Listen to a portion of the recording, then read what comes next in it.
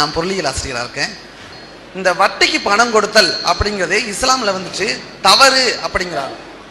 இன்னொன்று பார்த்தீங்கன்னா, நான் என்னோட ஃப்ரெண்டு இஸ்மாயில் அப்படிங்கிறவர் என்ன சொல்லியிருக்காரு அப்படின்னா, பேங்க்ல வந்து வேலை பார்க்கறது இழிவாக நினைக்கிறார். ஏன்னு கேட்டிங்கன்னா, அங்கே வட்டிக்கு பணம் கொடுத்து புழக்கம் பண்ணுறதுனால அந்த வேலை என்பது மிகவும் மோசமானது, அதனால அந்த வேலைக்கு நாங்கள் போக மாட்டோம் அப்படின்னு சொன்னேன். அதாவது வட்டியை பற்றி கேட்குறாரு.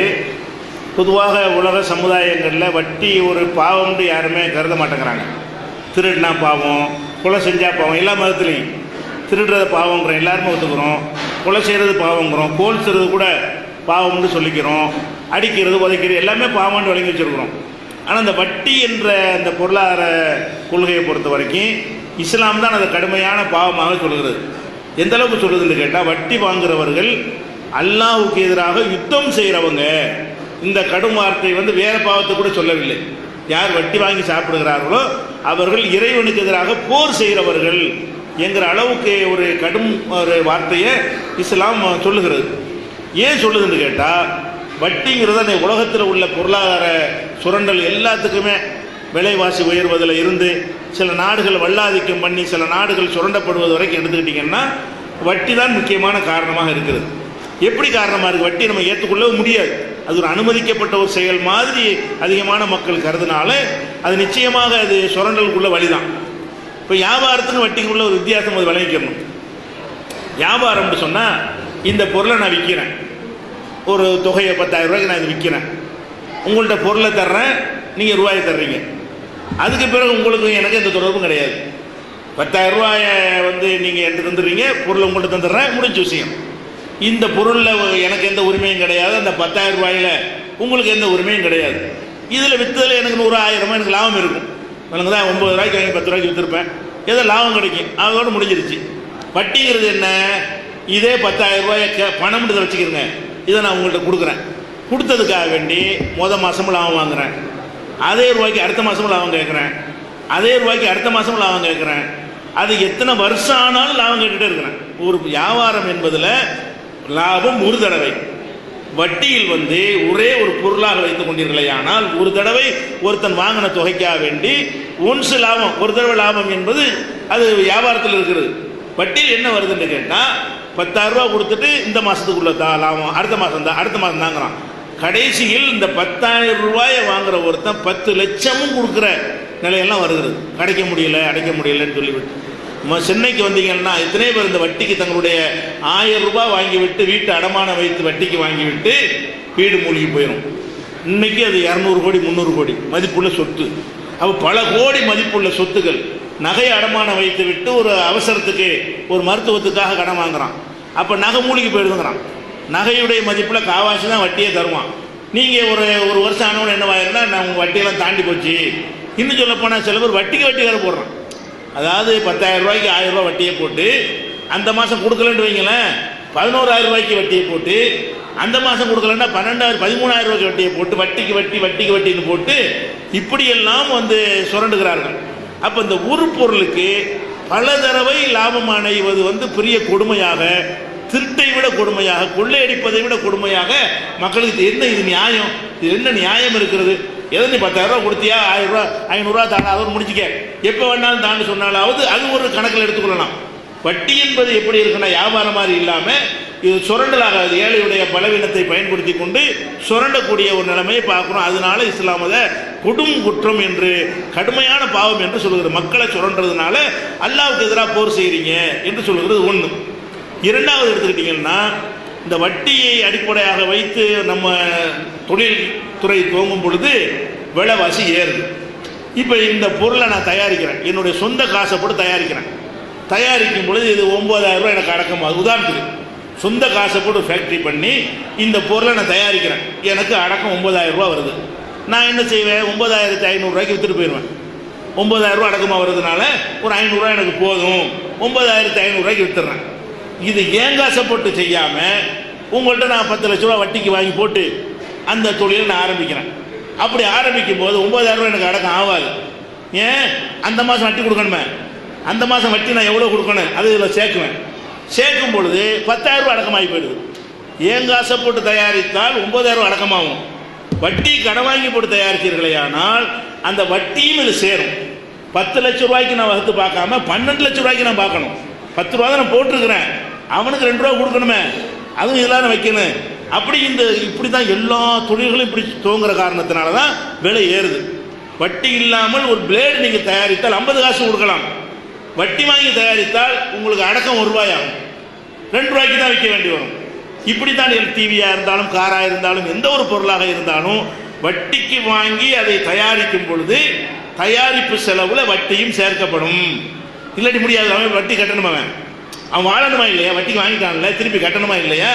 அந்த மாதிரியான ஒரு நிலையில் வைக்கும் பொழுது ஒவ்வொரு உற்பத்தி பொருள்களும் விலை விற்கிற விலையை விட பல மடங்கு கம்மியாக கொடுக்க முடியும் வட்டி இல்லாமல் இருந்தால். சொந்த காசை போட்டு நம்ம தொழில் பண்ணினோமே ஆனால் கம்மியாக கொடுக்க முடியும்.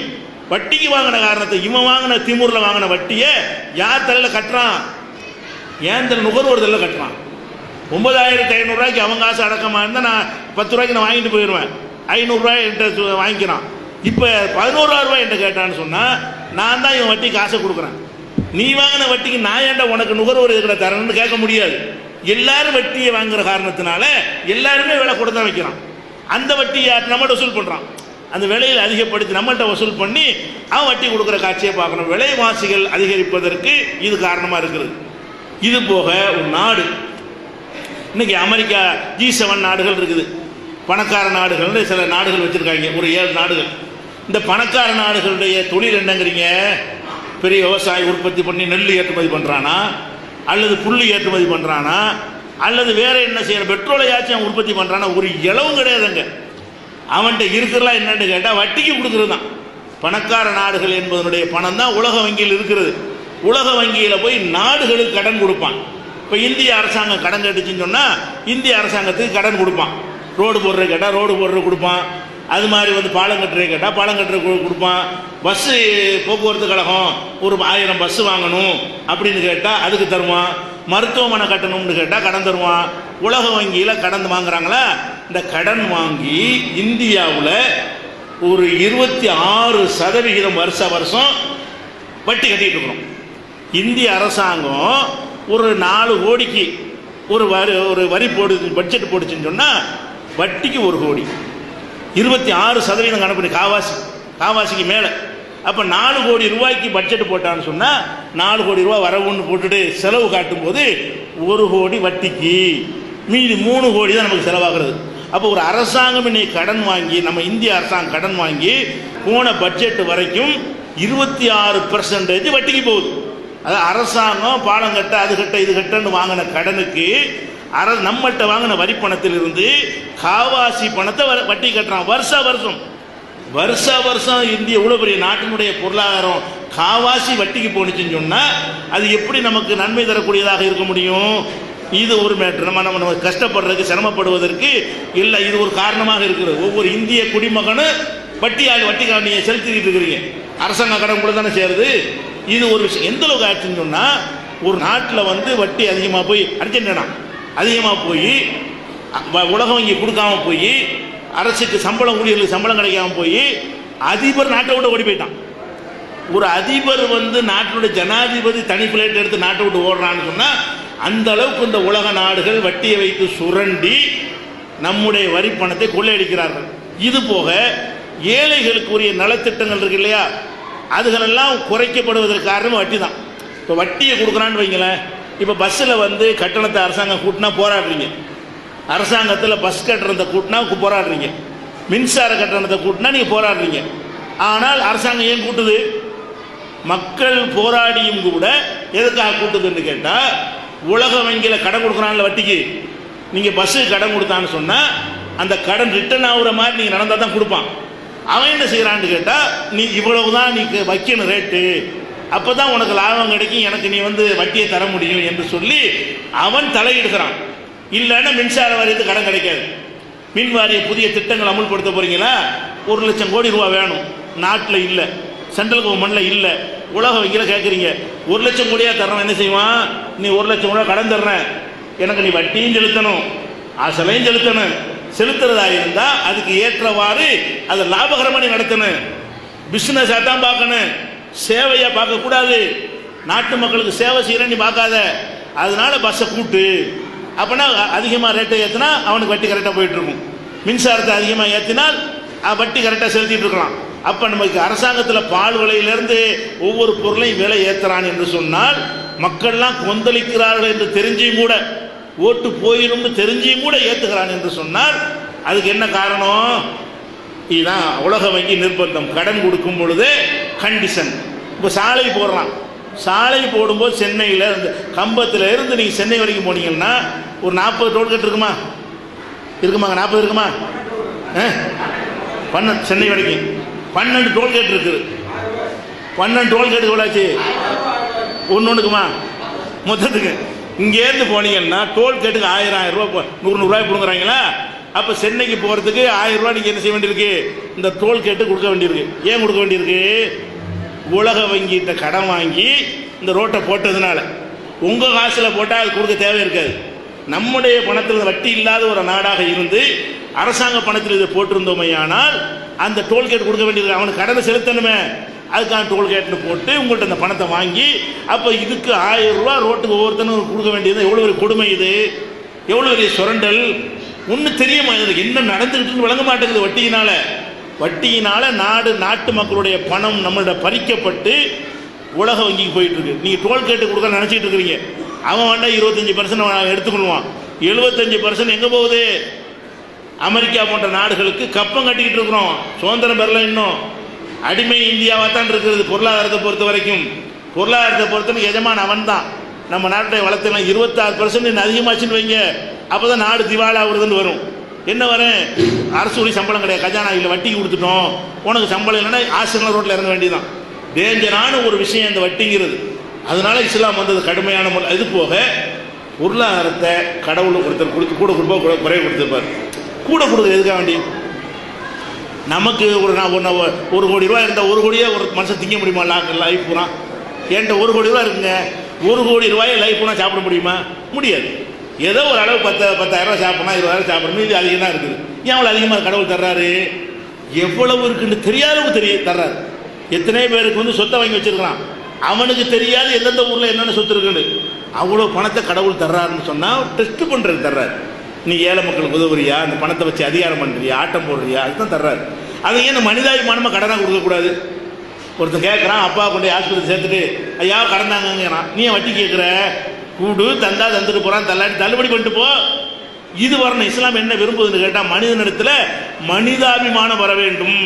அப்பனுக்கு கொடுத்ததுக்கு வட்டி வாங்குறவங்கலாம் இருக்கிறாங்க. பெத்த அப்பனு கொடுத்த கடனுக்கு வட்டி போட்டு கடன் வாங்கக்கூடியவர்கள். தங்கச்சி கல்யாணம் பண்ணி கொடுத்து விட்டு உனக்கு கல்யாணம் பண்ணி கொடுத்து 7 வருஷம் ஆச்சு, இவ்வளோ ரூபா வட்டியை செலுத்துன்னு கேட்க சண்டை வரும்போது கேட்கக்கூடியவங்களாம் இருக்கிறார்கள். அப்போ உறவை கெடுத்து, மனிதாபிமானத்தை கெடுத்து, பணம் என்பது ஒரு உதவியாக செய்ய வேண்டியது, உபகாரமாக செய்ய வேண்டியது, ஒருத்தருக்கு ஒருத்தர் துணையாக நிற்க வேண்டியது என்ற கடந்து ஒரே லாப நோக்கு மட்டும்தானா? அப்போ இஸ்லாம் என்ன சொல்லுது? வட்டி அதிகமாக இருந்தால் சும்மா கடன் கொடு. கடன் கொடுத்து விட்டு அவன் தர முடியாமல் நீ தள்ளுபடி செய்தால் உனக்கு பெரிய கிரேட் இருக்கிறது என்று இஸ்லாம் சொல்லுது. கேட்டு பாரு, தர முடியலையா, போடா, வச்சுக்கிட்டு போடா, அல்லாஹ் எனக்கு நிறைய தந்திருக்கிறான், நீ தர்மமாக்கிட்டு போ. இது நல்லதா? இது நல்லது. அந்த தர்ம சிந்தனைலாம் குறைஞ்சி போயிடும். அந்த வட்டி வாங்கி பழகுறவர்கள்ட்ட இறக்க குணம், தர்ம சிந்தனை, அடுத்தவன் படுற கஷ்டம். நீ உன் அப்பா ஆசிரியத்தை எனக்குள்ள வட்டி கூடுறா. வீட்டை ஜப்து பண்ணி கூட்டு போகிறாங்க ஒரு ஏழை. அந்த வீடு தான் உங்கள் சொத்து, வாங்கினது 1000 ரூபா தான். 1000 ரூபாய்க்கு வேண்டி இந்த 5 கோடி ரூபாய் சொத்தை பறிமுதல் பண்ணுறமேட்டு ஒரு உறுத்தல் இருக்கும் அவனுக்கு. அப்போ எவ்வளோ பெரிய மனிதாபிமானமற்ற ஒரு கொடூரமாக அந்த வட்டி இருக்கிறது. அதனால இந்த இஸ்லாம் என்ன சொல்லுதுன்னா, வட்டியை மட்டும் தடுக்கல, வட்டி கொடுக்குறவன், வட்டி வாங்குறவன், வட்டியை எழுதுறவன், வட்டிக்கு சாட்சியாக இருப்பவன் எல்லோரும் இறைவனின் சாபத்துக்குரியவர்கள் என்று நபிகள் நாயகம் சொன்னாங்க. அதனால முஸ்லீம்களாகிய நாங்கள் வட்டியை அடிப்படையாக கொண்ட வங்கிகளில் வேலை, அது கேள்வியை கேட்டார். பேங்கில் வேலை செய்ய மாட்டோம், நான் துணை செய்கிறோம், வட்டிக்கு துணை செய்கிறோம். வட்டிக்கு என்ன செய்கிறோம்? நாங்களும் சேர்ந்து கொண்டு இவ்வளோ ரூபா வாங்கினார், இவ்வளோ ரூபா வட்டி கணக்கு எழுதி உட்காந்துட்டு இருக்கிறோம். அந்த பாவத்தில் எங்களுக்கு எது பங்கு? இவ்வளோ பெரிய சுரண்டலுக்கு நாங்கள் துணையாக நிற்கணுமா என்று சொல்லி முஸ்லீம்கள் யாருமே நாங்கள் அந்த வட்டியை தொழிலாக கொண்ட வங்கியில் வேலை கிடைச்சாலும் போக மாட்டோம். சில பேர் செய்கிறாங்கன்னா இஸ்லாமிய பற்று இல்லாமல் செய்வார்கள். வட்டியை நாங்கள் நஞ்சு மாதிரி வெறுக்கிற காரணத்தினால் ஒரு பெச்சாரை விழுந்து நடத்துகிறான், அதில் போய் கணக்கு பிள்ளையான இருக்கலாமா? யாராவது இருப்போமா? பெச்சாரை விழுந்த பொம்பளை வரவு, அது மாதிரி தான் இது. அதை விட மோசம் இஸ்லாமிய பார்வையில் வட்டிங்கிறது. இதாங்க.